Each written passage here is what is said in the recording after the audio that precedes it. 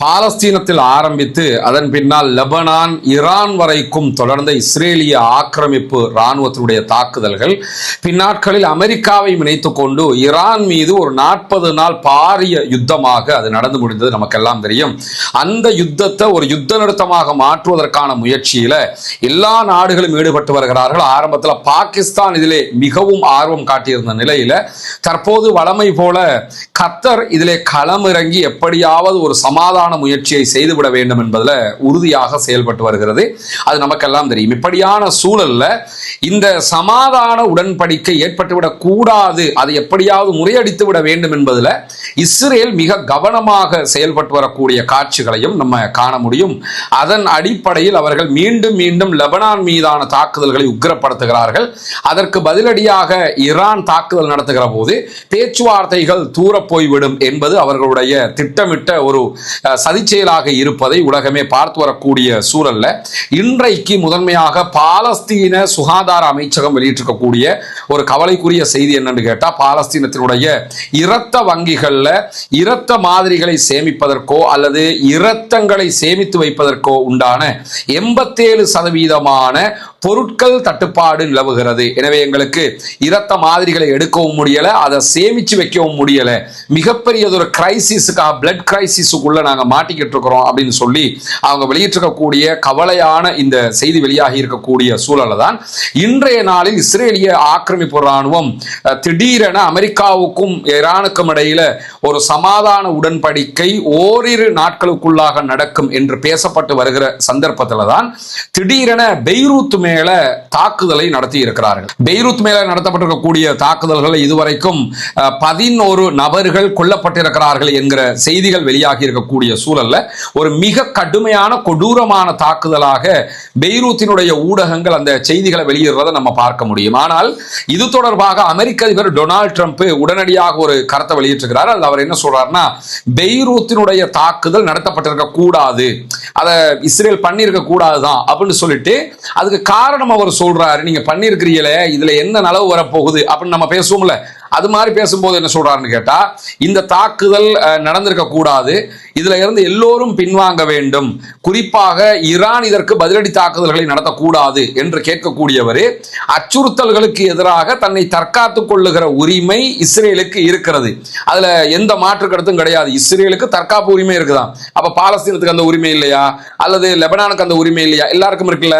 இவர் இஸ்ரேலுக்கு தற்காத்துக் கொள்ளுகிற அந்த உரிமை இருக்கிறது. ஆனால் பதிலடி கொடுத்த தாக்குதல் ரொம்ப ரொம்ப சிறுசு. நீங்க தற்காப்புக்கு தான் பதிலடி கொடுக்குறீங்கன்னா அதை 10-11 பேரை கொண்டுட்டு நிறுத்திருக்கிறீங்க, ஒரு 100 பேர் 200 பேர் 300 பேர் 500 பேர் இப்படித்தானே கொண்டிருக்கணுங்கிற விதமாக அவர் என்ன சொல்றாருன்னு கேட்டா, தற்காப்புக்காக தாக்குதல் நடத்துவதாக சொல்லிக்கொண்டு இஸ்ரேல் நடத்திய தாக்குதல் ரொம்ப ரொம்ப சிறுசு, எனவே இந்த தாக்குதல் நடத்தாமலே இருந்திருக்கலாம், நடத்துறா பெருசா நடத்திருக்கணுமா, இல்லைன்னா அதை நடத்தாமலே இருந்திருக்கலாம்னு சொல்லிட்டு இந்த தாக்குதலில் யாரும் காயமடையவும் இல்லை, யாரும் கொல்லப்படவும் இல்லைங்கிறார். 11 பேர் செத்து போயிருக்கிறாங்க. அதை யாருமே தாக்குதலுக்கு உள்ளாகல, யாருமே காயமடையல, யாருமே மரணிக்கலைங்கிற விதமாக பேசிட்டு இந்த தாக்குதலால சமாதானம் ஈரானுக்கும் எங்களுக்கும் இடையில இருக்கக்கூடிய சமாதானம் தடைப்பட்டு விடக் கூடாது அப்படின்னு சொல்லக்கூடிய அமெரிக்க அதிபர் டொனால்ட் ட்ரம்ப் என்ன சொல்றாருன்னு கேட்டா, இனி லெபனானுடைய எந்த பகுதிகள் மேலேயும் இஸ்ரேல் அட்டாக் பண்ண வேணாம், அதே மாதிரி ஹிஸ்புல்லாக்களும் இஸ்ரேலுக்கு அடிக்க வேணாம் அப்படிங்கிறாரு. இவர் சொல்லி முடிய இஸ்ரேல்காரன் கேட்டுற மாதிரியும், இஸ்ரேல்காரன் கேட்டுட்டா உடனே ஹிஸ்புல்லாக்களும் கேட்டுறணுங்கிற விதமாகவும் அவர் இந்த செய்திகளை சொல்லி பேசியிருக்கக்கூடிய காட்சிகளை நம்ம பார்க்க முடியும். இது அப்பட்டமான இஸ்ரேலுடைய அநியாயத்துக்கு துணை போகக்கூடிய ஒரு பேச்சாக அவருடைய பேச்சு அமைந்திருக்கக்கூடிய இந்த சந்தர்ப்பத்தில் இதற்கு பதிலடியாக உடனடியாக ஈரான் அதனுடைய அறிக்கையை வெளியிட்டிருக்கு. ஈரானுடைய நாடாளுமன்ற சபாநாயகர் முகமது பாகர் ஹலீபாப் அவர்கள் வெளியிட்டிருக்கக்கூடிய அறிவிப்பில் அவர் என்ன சொல்றாருன்னு கேட்டா, பெய்ரூத் மீதான இஸ்ரேலிய ஆக்கிரமிப்பு ராணுவத்தினுடைய தாக்குதலை பொறுத்தவரையில அமெரிக்காவினுடைய நிலைமை எப்படி இருக்குன்னு கேட்டா, அவங்களுக்கு வாக்குறுதியை நிறைவேற்றுகிற விருப்பமும் கிடையாது, வாக்குறுதியை நிறைவேற்றுகிற பலமும் திறமையும் அவர்களிடத்தில் இல்லை. இஸ்ரேலுக்கு எதிராக அமெரிக்காவால் எதுவும் பண்ண முடியலங்கிறதா நிலைமையாக இருக்குது அப்படின்னு சொல்லக்கூடிய முகமது பாகர் ஹலீபாப் அவங்க என்ன சொல்றாங்கன்னு கேட்டா, இஸ்ரேலிய படைகள் பெய்ரூத்தினுடைய தஹியே மாவட்டத்தில் மிக கடுமையான குண்டுவீச்சு தாக்குதல்களை நடத்தி இருக்கிறார்கள். வாக்குறுதிகளை நிறைவேற்ற முடியல என்று சொன்னா, இப்ப நம்ம இந்த சமாதானம் பேசிக்கிட்டு இருக்கிறோம்ல, இதுல போறது ரொம்ப கடினம், அப்ப அடிச்சுக்கிடுவோம், உங்களுக்கு வாக்குறுதியை நிறைவேற்ற முடியும்னா தான் நீங்க இந்த ரூடுக்கு வரணும். உங்களால நிறைவேற்ற முடியலன்னா அப்ப சமாதானம் பேசுறதுல என்ன பலன் இருக்குது அப்படின்னு கேட்கக்கூடிய முகமது பாகர் கலீபாப் அவங்க வாஷிங்டனுக்கு எச்சரிக்கையா என்ன சொல்றாருன்னு கேட்டா, இஸ்ரேல் தொடர்ந்து அநியாய தாக்குதல்களை பெய்ரூத் மேல, காசா மேல எல்லாம் நடத்துறாங்கல்ல, இந்த தாக்குதல்களுக்கு நீங்க பச்சை கொடி காட்டிக்கிட்டே இருக்கிறீங்க. இப்படி பச்சை கொடியை காட்டிக்கிட்டு எங்க கிட்ட இருந்து நீங்க சமாதானத்தை எதிர்பார்த்தீங்கன்னா அது நடக்க போகிற ஒன்று அல்ல. தெஹ்ரானோட பேச்சுவார்த்தைகளை நடத்துற நேரத்தில் நல்லவன் மாதிரியும், அதே நேரத்தில் இஸ்ரேலுடைய தாக்குதல்களை நாங்கள் நிறுத்திடுவோம்ங்கிற விதமாகவும் சொல்லிக்கொண்டு, இந்த நல்லவன் ஒரு கட்டத்தில் நல்லவன் இன்னொரு கட்டத்தில் கெட்டவன் வேஷம் போடுறதை நீங்க நிறுத்தணும் அப்படின்னு சொல்லி ஈரானுடைய நாடாளுமன்ற சபாநாயகர் முகமது பாகர் கலீபாப் இன்றைக்கு அமெரிக்க அதிபர் டொனால்ட் ட்ரம்பினுடைய ட்வீட்டுக்கு, அவருடைய அறிக்கைக்கு பதில் அறிக்கை இன்றைக்கு வெளியிட்டிருப்பது மட்டுமல்லாம மீண்டும் சொல்கிறார், உங்களுக்கு இந்த வாக்குறுதியை நிறைவேற்றுகிற விருப்பமும் கிடையாது, அதை நிறைவேற்றுகிற அளவுக்கு உங்களுக்கு சக்தி பவரும் கிடையாது, இஸ்ரேலை கண்ட்ரோல் பண்ண முடியாம நீங்க தடுமாறிக்கிட்டு இருக்கிறீங்க அப்படின்னு சொல்லிட்டு, இந்த நிலையில நம்ம சமாதானம் என்று தொடர்ந்து போறது அசாத்தியமானது என்பதை கடும் எச்சரிக்கையாக அவர் சொல்லி இருக்கிற அதே நேரத்தில் உடனடியாக ஈரானுடைய காத்தமல் அன்பியா ராணுவ பிரிவு, இந்த காத்தமல் அன்பியாங்கிறது ஐஆர்ஜிசியினுடைய ஊடக பிரிவாக இவங்க செயல்படக்கூடியதான் காத்தமல் அன்பியா என்கிற படைப்பிரிவு, அதனுடைய தளபதி சற்று நேரத்துக்கு முன்பதாக ஒரு அறிவித்தலை விடுத்திருக்கிறார். அதில் அவர் என்ன சொல்றாருன்னு கேட்டா, மிக கடுமையான ஒரு பதிலடியை லெபனான் தலைநகர் மீது இஸ்ரேல் நடத்தி இருக்கக்கூடிய இந்த தாக்குதலுக்கு பதிலடியாக நாங்கள் கொடுக்காமல் இருக்க மாட்டோம் அப்படின்னு சொல்லி மிக தெளிவான அறிக்கையை வெளியிட்டிருக்கிறாரு.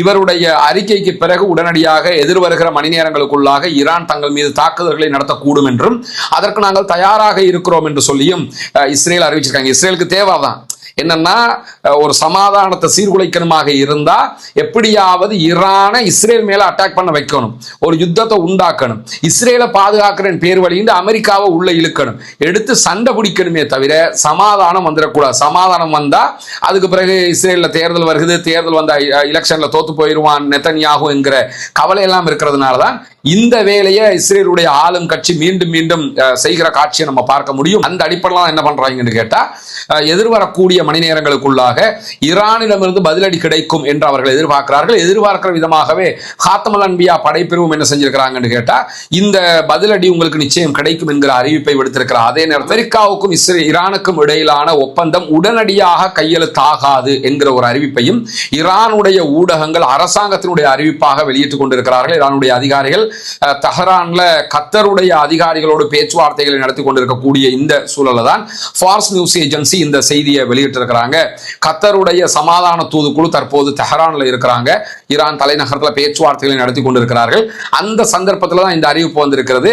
இந்த ஒப்பந்தம் இறுதி செய்யப்படல, நாங்க உடனே கையெழுத்திடுவதற்கான சாத்தியக்கூறுகள் கிடையாது, ட்ரம்ப் அறிவிச்சிருக்கக்கூடிய நேரத்தில் கண்டிப்பாக நாங்க கையெழுத்திடுவதற்கான வாய்ப்புகள் கிடையாது அப்படின்னு சொல்லி அவங்க அறிவித்திருக்கக்கூடிய செய்திகளுக்கு மத்தியில தான் இன்றைக்கு வெளியாக இருக்கக்கூடிய இன்னும் ஒரு முக்கியமான செய்தி என்னன்னு கேட்டா, ஈரான் வெளியிட்டிருக்கக்கூடிய செய்திகள்ல ஈரானுடைய 4 முக்கியமான பேங்குகள், வங்கிகள் மேல சைபர் அட்டாக் நடந்திருக்கிறது, இணைய வழி தாக்குதல்கள் நடந்திருக்கிறது. இருந்தாலும் வாடிக்கையாளர்களுடைய சேவைகளுக்கு எந்த பாதிப்பும் வரவில்லை, அவர்களுடைய தரவுகள் எதுவும் அவங்க அந்த சைபர் அட்டாக் பண்ணினவங்களால திருட முடியாம போயிடுச்சு, அதெல்லாம் நாங்க சேஃப்கார்ட் பண்ணிட்டோம் அப்படின்னு அறிவிச்சிருக்கிறாங்க.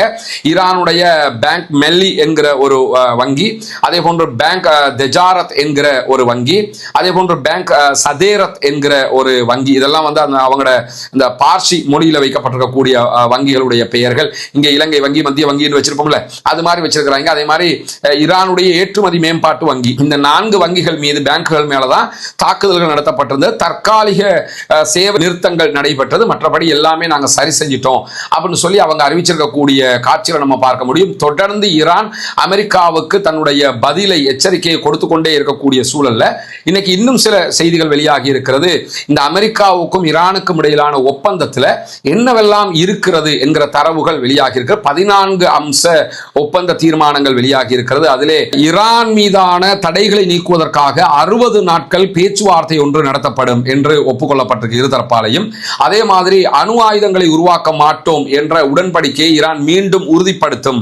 அவங்க எத்தனை முறை சொல்லிக்கிட்டு தான் இருக்காங்க, நாங்க அணு ஆயுதம் செய்ய மாட்டோம் சொல்லிக்கிட்டு இருக்கிறாங்க. அதை மீண்டும் ஒரு முறை ஈரான் உறுதிப்படுத்தும் என்கிற ஒப்பந்தம் எட்டப்பட்டிருக்கிறது.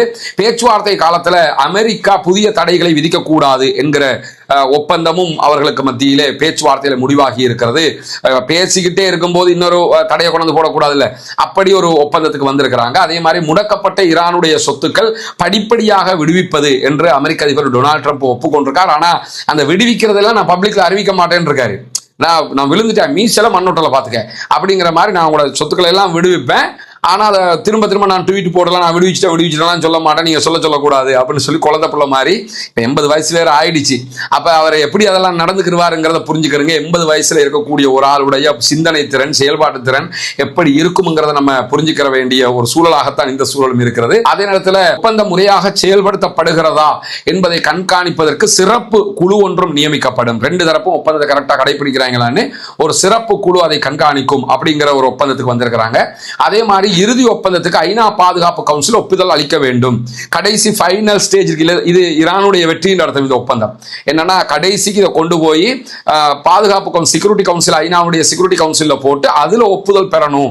அதுல வீட்டோ பவர் நாடுகள் எல்லாம் இருக்கு, யாரும் வீட்டோ செய்யாம இதுல ஒப்புதலை கொடுக்கணும் அப்படின்னு சொல்லி அதுல பேசப்பட்டிருக்கிற. அதே நேரத்தில் யுரேனியம் பொருளாதாரம் சார்ந்து மட்டும் தான் பேச்சுவார்த்தை நடத்தப்படுகிறது தவிர ஈரானுடைய ஏவுகணை திட்டங்கள் இதுல இன்க்ளூட் ஆகல. ஏவுகணை இவ்வளவு தூரத்துக்கு தான் நீங்க ஏவுகணைகளை தயாரிக்கணும், அதுக்கு மேல நீங்க தயாரிக்க கூடாது, இந்த மாதிரி விஷயங்கள் எல்லாம் இந்த ஒப்பந்தத்துக்குள்ள கொண்டு வரப்படவில்லை என்கிற செய்திகளும் இன்றைக்கு வெளியாகி இருக்கிற. அதே நேரத்தில் லெபனான், காசா உள்ளிட்ட அனைத்து முனைகளிலும் யுத்தம் நிற்க வேண்டும். திட்ட தெளிவாக லெபனான்லையும் இஸ்ரேல் தாக்கக்கூடாது, காசாவில் எந்த இடத்துல இஸ்ரேல் தாக்கல் நடத்தக்கூடாது, தாக்கல் நடத்தினா ஈரான் தாக்கல் நடத்தும் என்கிற ஒப்பந்தம் எட்டப்பட்டிருக்கிறது. அதே நேரத்தில் ஈரானுடைய உள் விவகாரங்கள்ல அமெரிக்கா தலையிடவும் கூடாது. அவனை தூண்டி விடுறது, இவனை தூண்டி விடுறது, போராட்டம் நடத்து, ஆர்ப்பாட்டம் நடத்து, வெப்பன் தர்றேன் என்று சொல்றது, இந்த வேலைகள் செய்யக்கூடாது.